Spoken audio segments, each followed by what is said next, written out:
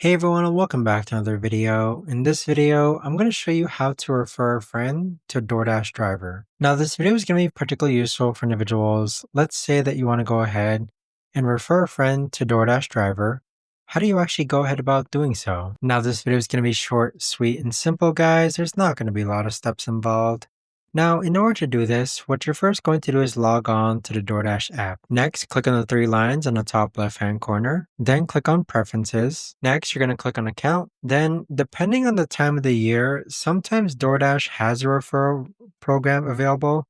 Sometimes it's not available. But if we click on Refer a Friend to Dash, this is where you're going to find your referral link. And there you have it. But that right there, guys, is the best and easiest way that I know of to actually go ahead and refer a friend to DoorDash driver. If you guys know of a better or easier way to actually do this, let me know in the comments down below. I would love to know. Thanks so much for watching everyone, and I'll see you guys all in the next video.